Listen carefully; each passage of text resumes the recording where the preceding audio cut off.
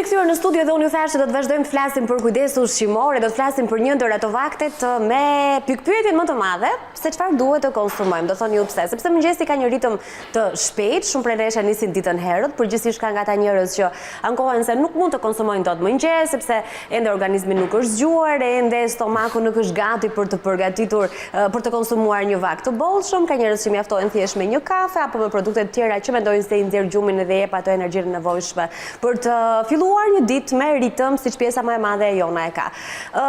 Ka produkte pa diskutim, ka këshilla që na vijnë nga nutricionistët, ashtu sikur se do ta vinë sot nga Alken Çuko që është me mua në studio. Mirëmëngjes, mirë se erdhe. Mirëmëngjes. Është tamam fjalë e dur mirëmëngjes, sepse edhe tema është shumë koherente. Ushqimet që duhet të konsumojmë për vaktin e mëngjesit. Dhe është vakti më problematik, le të themi. Po. Sidomos edhe për fëmijët që janë dhe pak në zelinj dhe shpesh herë hasim me vështirësi për t'i bindur që të hanë vaktin e mëngjesit. Nuk janë kot ato fjalë që qarkullojnë që mëngjesi është vakti më i rëndësishëm i ditës. Pse? Sepse gjatë gjithë natës ose gjatë gjithë ditës ne kemi bërë aktivitet fizik dhe në momentin kur neve kemi fjetur 6, 7, 8 ose 9 orë gjumë, për kërë ka fatin. Në fundjavë. Në fundjavë. Trupi jonë vazhdon akoma dhe shpenzon energji. Dhe gjatë këtij procesi, që është gjumi, ne shkarkojmë të gjitha rezervat tona të energjisë që depozitohen në muskuj si glikogen. Dhe sa zgjohemi, këto rezerva janë të shkarkuara. Dhe patjetër që kemi nevojë për të konsumuar energji në mëngjes.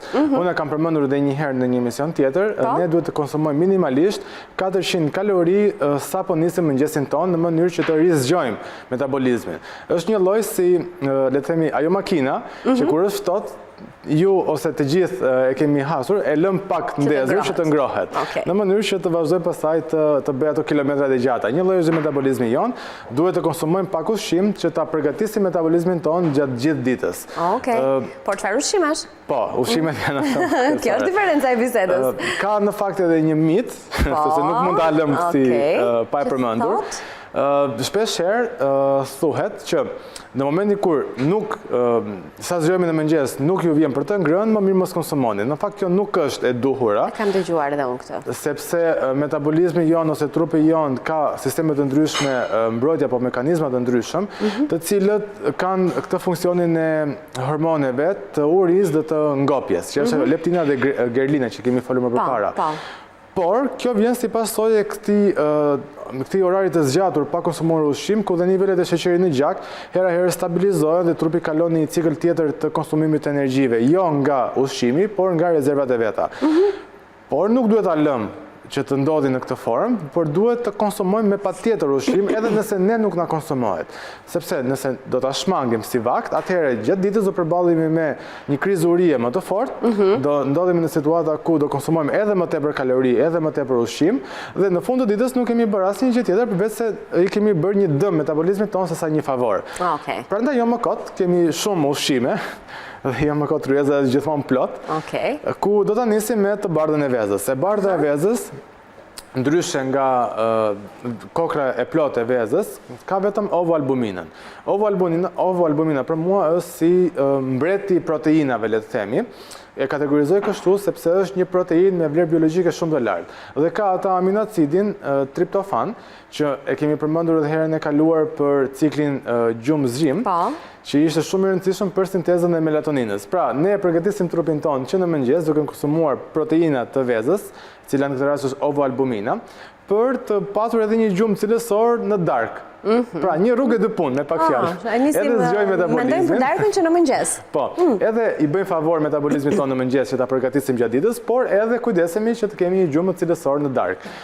Jo vetëm kaq, ovoalbumina është një proteinë e cila në momentin e denatyrimit proteinik ose trajtimit termik, ajo merr një strukturë sfungjerore, ku në momentin e konsumimit është shumë e aftë për të përfituar lëngjit e stomakut tonë. Dhe në mëngjes kemi vënë që mund të kemi edhe probleme të ndryshme me gastritin, për hir të faktit se stomaku është një tullumbatse ku aty ndodhen dhe lëngje të cilat kryejnë procesin e tretjes dhe herë kemi edhe atë ndjesinë e djegjes. Ovoalbumina ose e bardha e vezës në këtë rast është perfekte për ta nisur mëngjesin, duke qenë se ka atë vetinë sfungjerore për të thithur këto lëngje. E kuptoj.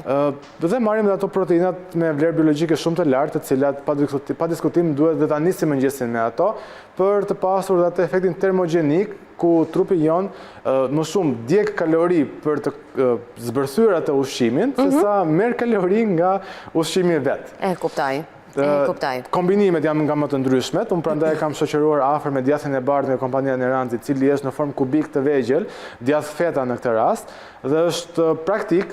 As nuk na mundon shumë, pra mjafton që vetëm të vendosim një lug brenda paketimit dhe marrim një sasi 15 deri në 25 gram, çfarë na e bën vetëm të lehtë matin e tij. Këto janë të veçantat që kompania Neranzi gjithmonë sjell, që gjithmonë mundohet për të risjellë në tregun shqiptar, sepse hera herës jo çdo kush mund të rri me një peshori në dorë për të matur se sa ushqim duhet të konsumojë. Prandaj paketimet e tilla janë shumë efikase, praktike, nga ku vetëm me një lug ne marrim një sasi të caktuar dhe nuk kemi nevojë për ta peshuar. Përveç faktit që është një burim shumë i mirë proteinik, ka përsëri dhe djathi atë aminoacidin triptofan që ne përmendim gjithmonë. Dhe kripa në këtë rast, i cili përmban në vetvete edhe djathi feta, shërben dhe si një elektrolit i mirë. Pra, gjithmonë një rrugë edhe dy punë. Do jetë si një shprehje për emisionin e sotëm, një rrugë e dy punë, sepse me konsumimin e diçkaje bën një gjë shumë të mirë. Gjithashtu edhe një karbohidrat, në vakti i mëngjesit është vakti më i rëndësishëm dhe si burim, le të themi, energjie, trupi jon preferon sheqerin. Kur e përmendim fjalën sheqer, duket si çfarë po thot ky, sepse sheqeri është i dëmshëm, por në fakt sheqeri ndryshe emërtohet si karbohidrat. Dhe karbohidratet ndahen në karbohidrate të mira dhe karbohidrate të këqija në thonjza, por të nevojshme e keqe e domosdoshme në një rast. Prandaj kam sjellë bukën e Dr. Sharit gluten free, e cila ka në përbërjen e vet karbohidrate komplekse. Dhe ka këtë ngjyrën karakteristike pak të errët, sepse përbëhet nga mjellra integral, që do të thotë ka sasi shumë të lartë të fibrave, çfarë na e bën tretjen më të lehtë dhe gjithashtu e bën përthithjen e saj më graduale, duke mos luajtur shumë, le të themi, duke mos na bër numra me sheqerin në gjakun tonë. Më pas, pastojmë së bashku me cornflakesat, ku kemi cornflakesat të ndryshëm nga drithra integral dhe cornflakesa nga Dr. Shari gluten free, së bashku me pancake gluten free. Të gjitha këto kategori janë në kategorinë e karbohidrateve dhe unë e them shpesh që karbohidrati është burimi më i mirë i energjisë dhe për ta vënë në një paralelizëm që të gjithë mund ta kuptojnë, marrim një garë, marrim një pistë, ku aty vendosim 3 makina, një Ferrari, një Mercedes dhe një Audi, le të themi. Ferrari, le të themi, është karbohidrati. Mercedesi dhe Audi janë yndyrnat dhe proteinat. Në momentin kur ne startojmë këtë garë, atëherë pa diskutim që do fitoj Ferrari. Prandaj, edhe në situatën e metabolizmit, karbohidratet bëjnë po të njëjtën gjë. Në garën ndërmjet karbohidrateve, proteinave dhe yndyrnave, karbohidratet janë të parat që të përthithen nga trupi jon. Dhe truri jon i përdor shumë shpejt si energji duke i konvertuar në glukozë. Çdo ushqim që konsumojnë ne, qoftë karbohidrat, qoftë protein, qoftë yndyr, në finalen e vet konvertohet në glukozë, pra në sheqer. Duket e çuditshme, por ja që kështu ndodh.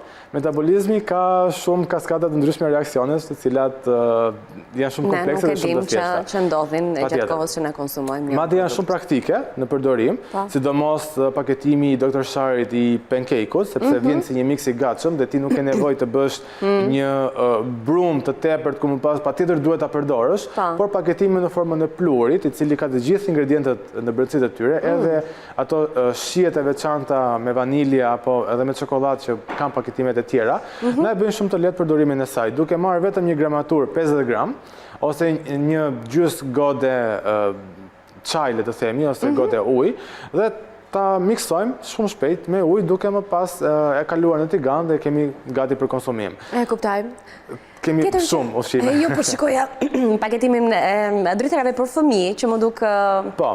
Kurioze, pash borbardhën aty, kështu që e kuptova, besoj që është dedikuar konsumatorëve më të vegjël, që sërish e kanë... Edhe, pse është dhe për na? Po, është dhe për na. Jo, po mendoja atë mëngjesin teksa nisem për shkollë dhe për në kohë, për që është pak e vështirë që ti përgatisësh diçka, kështu që qumë është dritra dhe është kryer vakti dhe duan e shijojnë shumë. Jo, më kot kam thënë edhe qumshtin përpara paketimeve të dritrave, që qumshtat bimor, qumsh bajame, qumsh soja ose qumsh tërshëre, që kemi folur shumë edhe shumë për këto lloj qumshti, të cilët kanë vlera shumë të larta ushqyese, kanë vitamina të grupit E, kanë proteina në rastin e qumshtit të bajames, që është një protein shumë e mirë dhe përthithet shumë lehtë, le të themi, dhe sidomos në rastin e fëmijëve ku fëmijët janë ajo kategori e njerëzve, le të themi, që kanë nevojë për fokusin më të madh të mirë ushqyerjes. E vërtet. Sepse shëndeti nis që në vogëli. Po. Kemi folur për moshën metabolike më përpara, ku kemi thënë një individ i cili është 20 vjeç, po në fakt metabolizmi mund ta ketë 30 apo 40 vjeç. Po, nuk është mosha treguese asnjëherë. Patjetër. Dhe prandaj duhet shumë dhe shumë të kujdesemi për fëmijët tanë që në moshë të vogël duke i dhënë ushqime cilësore. Alkend, do të lutesha, duke të kërkuar ndjesit të ndërpresë, në këto 2-3 minuta që kanë mbetur, të na i përmbledhësh gjërat më të rëndësishme se e kam me merak që t'i japim si informacione. Patjetër. Së bashku me karbohidratet që tham dritrat integrale, kemi edhe tërshërën që është mbreti i karbohidrateve, le të themi, dhe mund të bëjmë dhe një miks të lezetshëm me tërshërën dhe me qumshtin e bajames, duke e ngrohur atë dhe duke i shtuar pak gjalp kikiriku ose gjalp bajame apo reçelin dhe mjaltin. Po në këtë rast, unë kam sjellë me vete shurupin e panjës, që është akoma me indeks glicemik. Kemi ne mjalt në kuzhinë. Që është akoma me indeks glicemik më të ulët se sa mjalti, dhe për gjithë ata që kanë probleme edhe me sheqerin e gjak, ai është shumë ideal, duke na furnizuar me minerale, por duke mbajtur edhe situatën e sheqerin e gjak stabil. Gjithashtu çokoladën e zezë asnjëherë nuk duhet ta harrojmë, 70% minimumi deri në 80%, sepse ka atë elementin, le të themi, i cili është përgjegjës dhe për lumturinë tonë, për prodhimin e hormoneve të lumturisë, e cila është serotonina. Dhe një kapsul prej atyre paketimeve është mjaftueshëm për të nisur mëngjesin tonë. Unë kam sjellë reçelin, reçeli ka sheqer, por në fakt është shumë e rëndësishme që të konsumojmë një mëngjes të mirë. Është ajo klasikja peanut butter and jelly, pra bukë integrale nga Dr. Shari, gjalp bajame ose kikiriku së bashku me pak reçel, është një kombinim perfekt duke na dhënë të gjitha elementet e duhura. Frutat arrore asnjëherë nuk mungojnë, dhe mbreti i mbretërve, çfarë na ka falur natyra, çaj jeshil, i cili na zgjon metabolizmin, na jep të gjitha të energjinë e nevojshme që të gjitha kaskada e reaksioneve të ndodhin në trupin tonë ashtu siç duhet, dhe gjithashtu duke na furnizuar me pak kafeinë, por e veçanta duke mos na dhënë ato krizat e ankthit që kafeina mund të japi, sepse ky çaj përmban dhe një aminocid i cili quhet L-theanin, që kombinohet me kafeinën dhe zbut efektet e saj. Çfarë bën një mëngjes ideal më pas. Leti sot na ke dhënë një ide për mëngjeset e një jave në fakt, duke i parë të gjitha këtu. Të falenderoj shumë që je me mua në Villa 24, kënaqësi të kem këtu dhe faleminderit për gjithçka ndan me publikun tonë. Tani kemi publicitet.